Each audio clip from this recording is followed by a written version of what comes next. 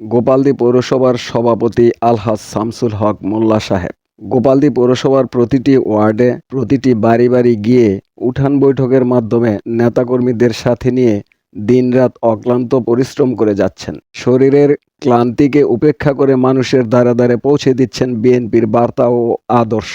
তার একটি লক্ষ্য বিএনপি মনোনীত প্রার্থী জনাব নজরুল ইসলাম আজাদ ভাইকে দানের শীষ মার্কায় বিজয়ী করার এবং তারেক জিয়ার হাতকে শক্তিশালী করার লক্ষ্যে।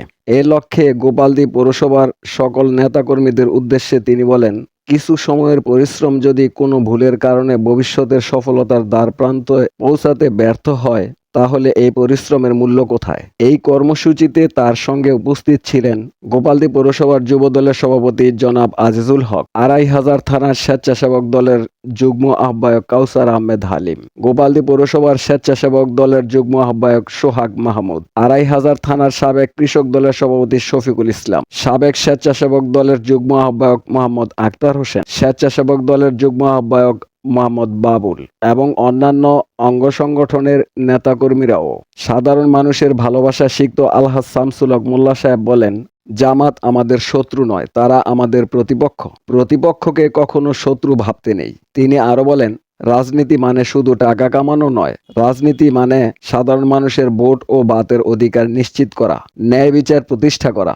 এবং তিনি বলেন, জনাব নজরুল ইসলাম আজাদ ভাইয়ের মাধ্যমে যদি তারেক রহমানকে ক্ষমতার চেয়ারে বসানো যায়, তাহলে তারেক রহমানের আদর্শকে মানুষ চিরদিন মনে রাখতে বাধ্য হবে ইনশাল্লাহ।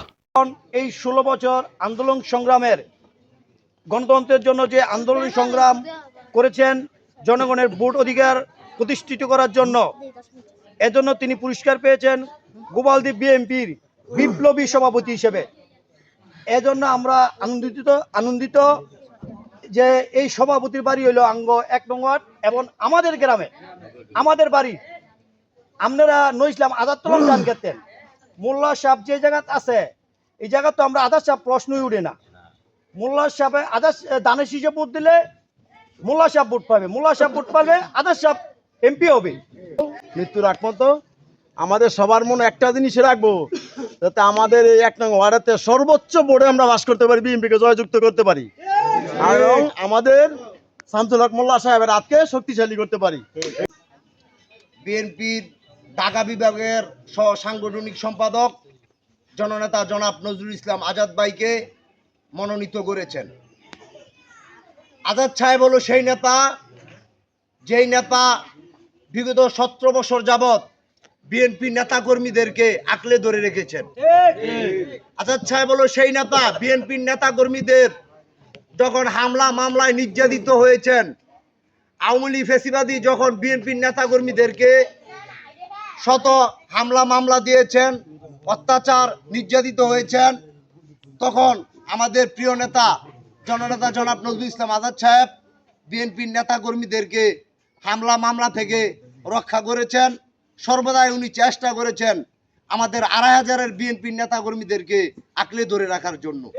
আমাদের শামসুল হক মোল্লা এই গ্রামের সভাপতি, আমাদের গোপালদী পৌরসভার সভাপতি, আমাদের একটা গর্ব। একটা সভাপতি মানে একটা পৌর মেয়র।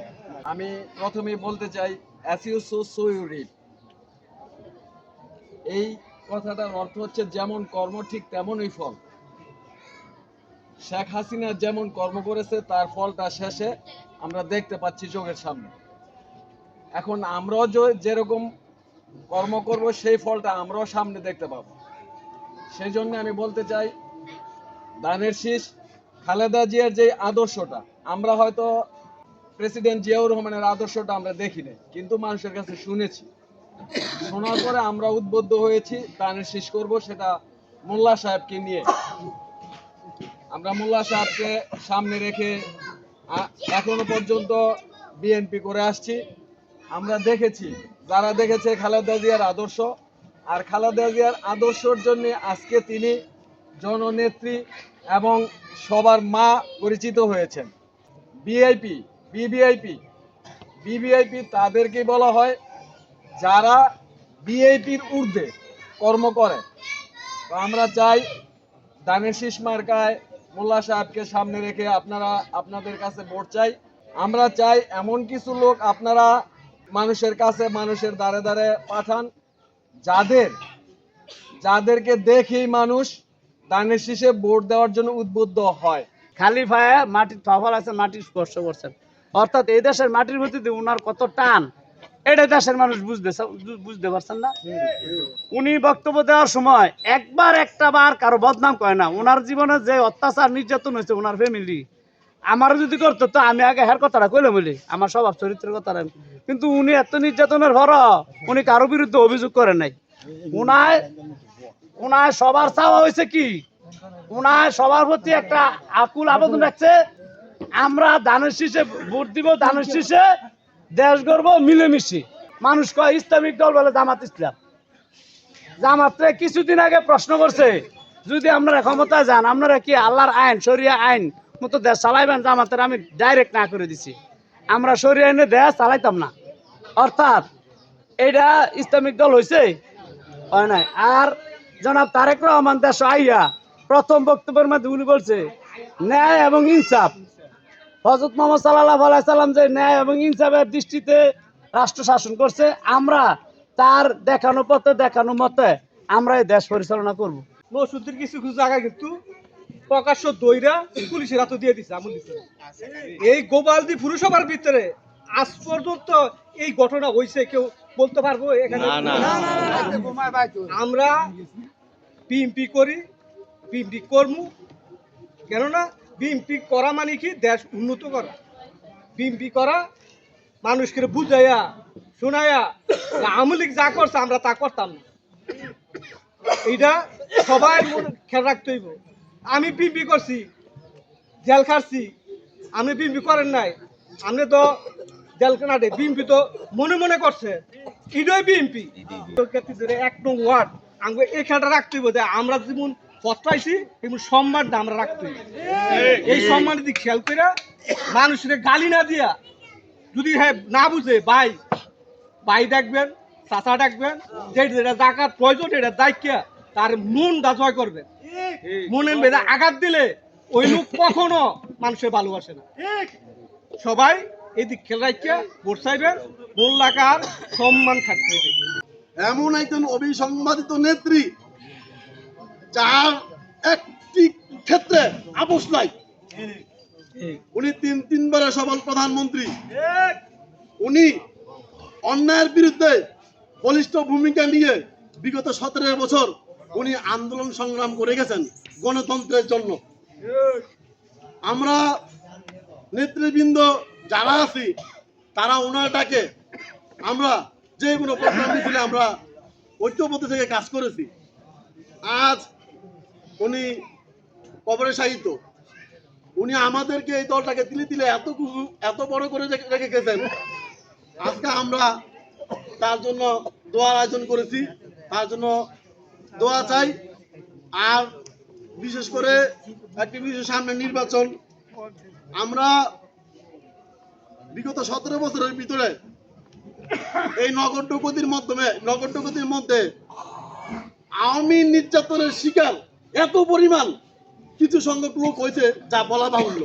কিভাবে 12 তারিখে এই নির্বাচন গোপালদি পৌরসভা তথা 1 নং ওয়ার্ড পাঠানের কেন্দ্র থেকে কিভাবে ধানের শীষের প্রতীকে জননেতা জনাব নজরুল ইসলাম আজাদ ভাইকে সর্বোচ্চ ভোটের মাধ্যমে আমরা ওনাকে যদি পাস করে দিতে পারি, তাইলে এই সম্মান শুধু আমরা আজাদ সাহেবের, এই সম্মান জনাব শামসুল হক মোল্লা সাহেবের।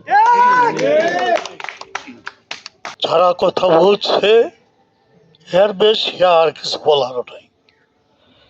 তো এইটা আমার নানার বাড়ি। 16-17 বছর এই বাড়িতে আমি কাটাইছি। বড়ি গাছ, বড়ি পারছি আর খাইছি, খেলাধুলা করছি, এই বাড়িতে ছিলাম। গাছ খেতো নানাও নাই, নানিও নাই। আছে আমার মায়েরা, তা আলোচনাটা তাদেরকে নিয়ে হই। আমি রাজনৈতিক আলোচনা গেলাম না। তোমরা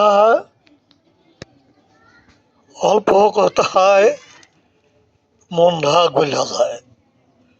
তারা আমাদের এখন প্রতিদ্বন্দ্বী একমাত্র জামাত।